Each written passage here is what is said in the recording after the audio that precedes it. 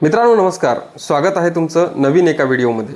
मित्रहो, तुम्हाला सुद्धा कधी गरज पडली असेल सिंगल फेज सप्लाय वापरून 3 फेज आउटपुट काढण्याची, किंवा 3 फेज एखादी मोटर असो किंवा एखादा 3 फेज इक्विपमेंट असो की ते चालवायचे पण तुमच्याकडे सिंगल फेज सप्लाय आहे। तुमच्या डोक्यात त्यावेळी विचार आलेला असेल की सिंगल फेज सप्लाय वापरून आपण 3 फेज आउटपुट घेऊ शकतो का, आणि घ्यायचं तर ते नेमकं कसं घ्यायचं आणि खरंच ते शक्य आहे का।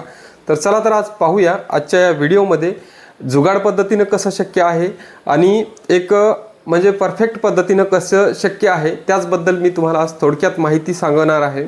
म्हणजेच जे काही हे सिंगल फेजवरून 3 फेज सप्लाय काढल्याच्या नंतर खरंच आपण आपले जे काही मोटर पंप आहे ते किंवा 3 फेज इक्विपमेंट आहे ते चालवू शकतो का, त्याबद्दलची आज आपण सविस्तर माहिती याच्या व्हिडिओमध्ये पाहणार आहे। व्हिडिओ हा शेवटपर्यंत पाहण्याचा प्रयत्न करा, जेणेकरून तुमच्या डोक्यामध्ये जे असलेले डाऊट आहेत सिंगल फेजमधून पासून 3 फेज बनवू शकतो का आणि त्यापासून मोटर वगैरे चालवू शकतो का, हे डाऊट सर्व दूर होतील।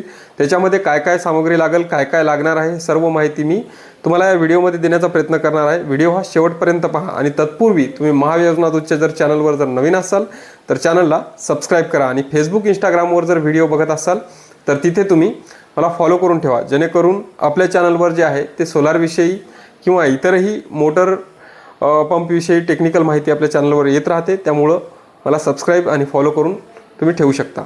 चला तर बघूयात मित्रो, आता जनरली आपण शेतामध्ये बघतो की मोटर आपण चालवतो 3 फेजवर, 3 फेज मोटर आहे। आता बहुतांश भागामध्ये काय होतं, डबल फेज रात्रीच्या वेळेस किंवा एरवी लोड शेडिंग असताना डबल फेज त्या ठिकाणी त्या भागामध्ये सोडला जातो।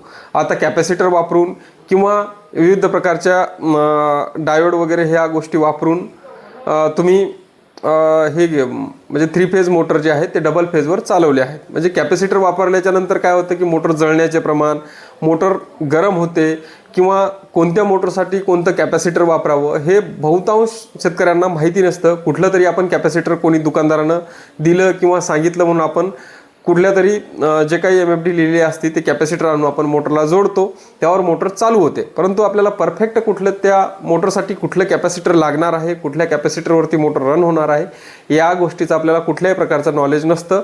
त्यामुळं आपल्याला काय होतं की मोटरमध्ये बॅलन्स फेज म्हणजे करंट जे आहे ते बॅलन्स जात नाही आणि मोटर आपल्याला त्या ठिकाणी धोका होऊ शकतो, म्हणजे मोटर खराब होऊ शकते, मोटर जळू शकते। आता मोटरचं ते कधी कधी तुम्ही बघितलं असेल, कॅपॅसिटर लावल्याच्या नंतर काय होतं की मोटरचा आवाज बदलतो, मोटरचं व्हायब्रेशन होतं किंवा मोटर अधिक वेगानं फिरू लागते, असे विविध प्रकारचे मोटरमध्ये दोष आपल्याला आढळून येतात। पण आता हे झालं डबल फेजचं, पण आता लगेच तुमच्याकडं सिंगल फेज सप्लाय म्हणजे फेज आणि न्यूट्रल आहे। तर अशा वेळेस तुम्ही 3 फेज मोटर कॅपॅसिटर लावून त्या ठिकाणी चालवू शकता का? कधी कोण चालवण्याचा प्रयत्न सुद्धा केला असेल, परंतु अशा ठिकाणी कॅपॅसिटर वापरून मोटर ही चालत नाही। आता बहुतांश ठिकाणी काय होतं की ट्रान्सफॉर्मरमधून फेज हे व्यवस्थित येत नाहीत, म्हणजे तिन्ही फेजमध्ये जे व्होल्टेज आहे ते समान येत नाही। कुठल्या फेजमध्ये 200-300 व्होल्टेज येतं, कुठल्यामध्ये 250 येतं, म्हणजे फेज हे बॅलन्स येत नाहीत। अशामुळे सुद्धा आपल्या मोटरमध्ये जे आहे ते दोष येऊन आपलं मेंटेनन्स हे मोटरचं निघतं। मग आता याच्यासाठी काही ऑफिशियल आपण म्हणता येणार नाही, परंतु याच्यासाठी खरंच जे काही परफेक्टली वर्क करू शकेल असे काही इक्विपमेंट मार्केटमध्ये आहेत का, तर हो नक्कीच आहेत। परंतु या इक्विपमेंटच्या किमती ह्या खूप महाग आहेत आणि हे जे आहेत ते खूप जे आहे म्हणजे सामान्य शेतकऱ्याला काही काही गोष्टी ह्या न परवडण्यासारख्या आहेत। आता याच्याबद्दल मी सुद्धा तुम्हाला माहिती सांगणार। आता मार्केटमध्ये काय होतं, जुगाड पद्धतीनं भरपूर सारे कॅपॅसिटर वापरून काही पॅनल मार्केटमध्ये बनवलेले आहेत, परंतु ते पॅनल कितपत ते सुरळीतपणे चालतात हे आता तुम्ही चांगल्या पद्धतीत बघितलेच असाल। कारण ते पॅनल जे आहे तर मोटरला टाकल्याच्या नंतर कधी काळी काही मोटर त्याच्यावर रन होतात तर काही मोटर रन होत नाहीत, आणि त्याच्यामध्ये मोटर जळण्याचे प्रमाण, त्याच्यामधले कॅपॅसिटर जळण्याचे प्रमाण हे अधिक प्रमाणावर आहेत। कारण त्याच्यामध्ये जे आहे ते काहीतरी जुगाड वापरून जुगाड पद्धतीनं बनवलेले पॅनल आहेत। मग यासाठी परफेक्ट ड्राईव्ह परफेक्ट डिव्हाइस कुठलं आहे, तर VFD म्हणून हा एक डिव्हाइस येतो। आपण व्हेरिएबल फ्रिक्वेन्सी ड्राईव्ह हा इंडस्ट्रियल डिव्हाइस आहे। याद्वारे तुम्ही सिंगल फेज सप्लाय वापरून 3 फेज आउटपुट त्या ठिकाणी काढू शकता। परंतु आता याच्यामध्ये पण तुम्हाला प्रॉब्लेम कसे असणार आहेत आणि याच्याबद्दल ह्या खरंच मोठ्या मोटर याच्यावर चालू शकतात का, तर याच्याबद्दल मी तुम्हाला सांगणार आहे। बघा, या डिव्हाइसवर जे आहे ते 20 HP पर्यंत सिंगल फेज मोटर चालू शकतात. परंतु आता ह्या कशा चालू शकतात बघा, हा ड्राईव्ह जर तुम्ही 5 HP साठी 3 HP मोटरसाठी जर टाकत असाल तर या ठिकाणी तुम्हाला 5 HP चा ड्राईव्ह हा वापरावा लागणार आहे. नंतर तुम्ही 7.5 HP चा टाकत असाल तर त्या 7.5 HP मोटर चालवण्यासाठी तुम्हाला 10 HP ड्राईव्ह वापरावा लागेल आणि 5 HP मोटरला तुम्हाला 7.5 HP ड्राईव्ह वापरावा लागेल. म्हणजे मोटर आहे त्याच्या हायर ड्राईव्ह त्या ठिकाणी तुम्हाला टाकावं लागणार आहे. आता आणखीन एक विषय आहे की याच्यामध्ये तुम्ही ज्यावेळेस तुम्ही इनपुट म्हणजे 230 व्होल्टेज याला इनपुट देणार आहात, म्हणजेच तुमचं सिंगल फेज तुम्ही इनपुट देणार आहात आणि आउटपुटमध्ये तुम्ही 3 फेज व्होल्टेज हे वाढून काढणार आहात. आता स्टेबलायझर वगैरे ह्या गोष्टी आहेत, पण स्टेबलायझर वगैरे मोटरसाठी ही परफेक्ट गोष्ट नसते. स्टेबलायझर वगैरे काम व्यवस्थित करत नाहीत. त्याचं कारण आहे मोटरचा करंट. हे आपण नेक्स्ट व्हिडिओमध्ये कधीतरी आपण पाहणार आहोत. परंतु आता इथे विषय काय येतो की जर तुमची मोटर 10 एम्पियर जर करंट घेत असेल तर इनपुटमध्ये हा करंट जवळपास 30 एम्पियर पर्यंत वाढू शकतो. म्हणजे ज्या ठिकाणी आपण मोटर जर 5 HP असेल तुमच्याकडे किंवा 3 HP मोटर असेल आणि ती करंट 10 एम्पियर पर्यंत घेत असेल तर इनपुट जे तुम्ही फेज आणि न्यूट्रल जोडलेला आहे या ठिकाणी करंट हा हायर जातो. म्हणजेच जवळपास 30 एम्पियर पर्यंत करंट हा जाऊ शकतो. आता या केसमध्ये काय होतं की तुम्हाला जे इनपुट करंटसाठी वापरली जाणारी वायर तुम्ही जी वायर वापरताय तर ती 10 mm च्या पुढे आपल्याला वायर त्या ठिकाणावर वापरावी लागणार आहे. म्हणजेच आपण एक गोष्ट लक्षात घ्यायची की जर आपण आपली मोटर जर 15 एम्पियर करंट घेत असेल रेग्युलर लाईटवर तर त्याच्या दुप्पट करंट हा इनपुट व्होल्टेजमध्ये इनपुट ज्या ठिकाणी व्होल्टेज देतो त्या ठिकाणी आपल्याला दुप्पट करंट हा ड्राईव्हसाठी लागणार आहे. तेवढं स्ट्रॉंग तुम्हाला त्या ठिकाणी केबल टाकावी लागणार आहे. आता बऱ्याचशा शेतकऱ्याच्या मोटर काय होतं 200, 300, 400, 500 फूट लांब केबलवर असतात. मग या अशा ठिकाणी हा चालू शकतो का 300, 400 फूट लांबीच्या केबलवर?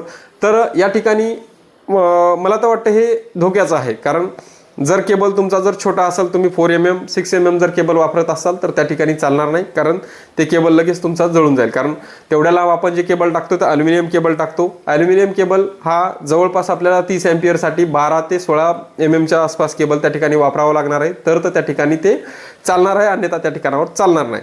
ज्या शेतकऱ्याचे जे काही पोल आहेत म्हणजे पोलच्या खालीच मोटर आहेत अशा शेतकऱ्याच्या सिंगल फेज वापरून तुम्ही 3 HP पासून ते 20 HP पर्यंत मोटर ही व्यवस्थितरित्या ऑपरेट करू शकता. आता या ड्राईव्हचं वैशिष्ट्य असं आहे की तुम्ही व्होल्टेज कमी जरी दिलं तर याच्यामधून फेज बॅलन्स हा निघतो. म्हणजेच तुमच्या तिन्ही फेजमध्ये व्होल्टेज जे आहे ते समान आउटपुटला येतं. समान आउटपुटला व्होल्टेज आल्याच्या नंतर याचा करंटसुद्धा जे मोटर जे आहे तर तिन्ही फेज हे बॅलन्स करते.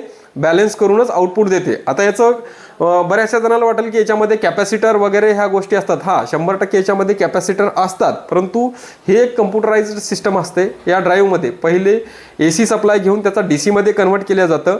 DC मध्ये कन्वर्ट करून जे एस ब्रिज असतं याच्यामध्ये मॉसफेट किंवा IGBT वापरून जे आहे ते पुन्हा मोटरला जे लागणारा व्होल्टेज आहे तर तिन्ही फेजमध्ये समान डिवाइड केलं जातं आणि मोटरला जो लागणारा करंट आहे याच्यावर आपण सेट करू शकता. याचा आपण RPM सुद्धा म्हणजेच मोटरची स्पीड कमी जास्त सुद्धा आपण याच्यावर करू शकतो.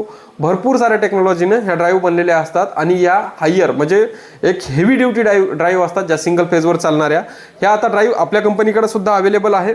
म्हणजेच मी काल एक व्हिडिओ टाकला होता त्याच्यामध्ये ती ड्राईव्ह तुम्हाला सांगितली होती कशा पद्धतीने वर्क करते. आता याचे व्हिडिओसुद्धा आपण कशा पद्धतीने वर्किंग करते, काय करते, त्याचे रिझल्ट किती आहेत हे सगळं येणाऱ्या काळामध्ये आपण टाकणार आहेत. परंतु आता मार्केटमध्ये आपल्याकडं ह्या ड्राईव्ह जे आहेत ते उपलब्ध झालेले आहेत. ह्या ड्राईव्ह तुम्ही खरेदी करू शकता. आपल्या वेबसाईटवरून जे कृषी मित्र वेबसाईट आहे, जे ॲप्लिकेशन आहे, या ॲप्लिकेशनवरून सुद्धा तुम्ही ड्राईव्ह खरेदी करू शकता. अगदी कॅश ऑन डिलिव्हरीमध्ये भारतभर ह्या ड्राईव्ह उपलब्ध आहेत. ह्या तुम्हाला अगदी तुमच्या मोटरला कोणत्याही प्रकारचा धोका होणार नाही. तुमची मोटर कुठल्याही प्रकारचं मेंटेनन्स देणार नाही. अगदी सुरळीतरित्या तुमची मोटर याच्यावर सिंगल फेजवर तुम्ही रन करू शकता. आता डबल फेजचा प्रश्न राहिला. ज्या शेतकऱ्यांना डबल फेजवर मोटर चालवायच्यात अशा शेतकऱ्यांना सुद्धा ड्राईव्ह रेग्युलर ड्राईव्ह आहेत.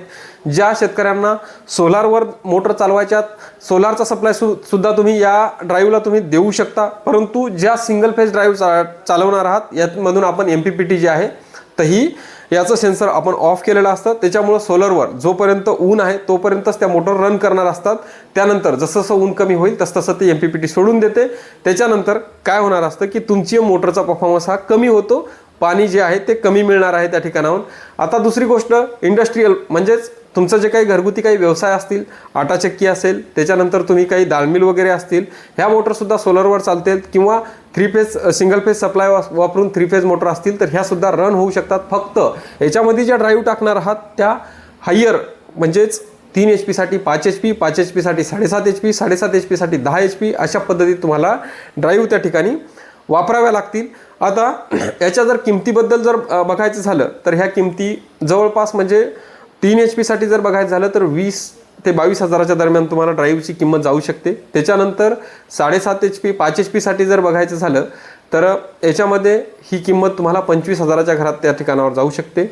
म्हणजेच 25 ते 27 हजाराच्या आसपास ती किंमत जाऊ शकते. 7.5 HP साठी 30-32 हजारापर्यंत या ड्राईव्ह जाऊ शकतात. अशा पद्धतीच्या किमतीबद्दल पण जे आहे तर हे मी थोडक्यात तुम्हाला सांगितलेलं आहे. आणि याच्यामध्ये सांगायचं वैशिष्ट्य म्हणजेच तुमची जे हे जुगाड पद्धतीनं नसल्यामुळं याच्यामध्ये मोटरसाठी कुठल्याही पद्धतीचा कुठल्याही प्रकारचा धोका नाही. आपली मोटर जळेल का, आपली मोटर खराब होईल का, मोटरकडं व्होल्टेज कमी जाईल का, किंवा केबल वगैरे धोका होईल का, अशा कुठल्याही पद्धतीत कुठल्याही प्रकारे येथे तुम्हाला धोका होऊ शकत नाही. त्याच्यामुळं बिनधास्तपणे तुम्ही मोटरसाठी ह्या ड्राईव्ह टाकू शकतात. आता ह्या ड्राईव्ह पहिल्या मार्केटमध्ये नव्हत्या का, तर होत्या. परंतु याच्यामध्ये काय होतं की ह्या ड्राईव्ह फक्त इंडस्ट्रीयल यूजसाठी जिथे मोठ्या मोठ्या कंपन्या आहेत त्याच ठिकाणी ह्या ड्राईव्ह टाकल्या जात होत्या.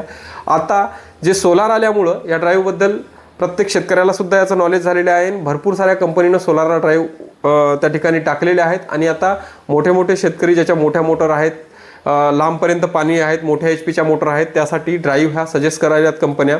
म्हणजेच मोटरला धोके होत नाहीत. त्यामुळं आता शेतीसाठी सुद्धा ह्या ड्राईव्ह ज्या आहेत त्या आपण वापरू शकतो. आणि आपलं जे काही मेंटेनन्स आहे ते मेंटेनन्स जे मोटरचं जळणे, मोटर खराब होणे हे मेंटेनन्स आपण खूप काही प्रमाणामध्ये कमी करू शकतो. तर हीच माहिती जी आहे ते सिंगल फेज लाईट वापरून 3 फेज आउटपुट काढण्याकरता जे आहे ते स्टँडर्ड क्वालिटीची ड्राईव्ह वापरून आपण ऑफिशियली म्हणजेच एक जुगाड पद्धतीनं न म्हणता एक स्टँडर्ड पद्धतीनं आपण 3 फेज सप्लाय हा मिळवू शकतो. आणि चांगल्या पद्धतीत आपण त्या ठिकाणावर जे आहे तर आपले इक्विपमेंट जे आहे ते चालवू शकतो. माहिती कशी वाटली, माहिती आवडली असेल तर इतर शेतकरी बांधवांबरोबर माहिती शेअर करायला विसरू नका. आणि तुम्हाला जर ह्या ड्राईव्ह पाहिजे असतील तर आम्हाला स्क्रीनवर दिलेल्या नंबरशी तुम्ही संपर्क करू शकता. किंवा आपलं डिस्क्रिप्शन बॉक्समध्ये लिंक दिलेली आहे, त्यावरून आपलं कृषीमित्र नावाचं ॲप्लिकेशन डाउनलोड करू शकता. त्यामध्ये तुम्हाला सर्व आमच्या प्रोडक्टबद्दल माहिती मिळते. आपले WSR जे आहे तर हा एक ब्रँड आहे. आपण मोटर पंप कंट्रोलर हे मॅन्युफॅक्चरिंग आहे आपली. आणि आपण जे आहे तर बॅटरीलेस इन्व्हर्टर, ह्या ड्राईव्ह वगैरे याची ट्रेडिंग प्लस मॅन्युफॅक्चरिंग हे सर्व काही आपले प्रोडक्ट तुम्हाला आपले जे ॲप्लिकेशन आहे त्याच्यावर तुम्हाला पाहायला मिळणार आहेत. पुन्हा एकदा सांगतो की तुम्ही महायोजना दूत चॅनलवर जर नवीन असाल तर चॅनलला सबस्क्राईब करा. आणि फेसबुक आणि यूट्यूबला जर व्हिडिओ तुम्ही बघत असाल, फेसबुक आणि इंस्टाग्रामला जर तुम्ही व्हिडिओ बघत असाल तर ते मला फॉलो करून ठेवा. धन्यवाद.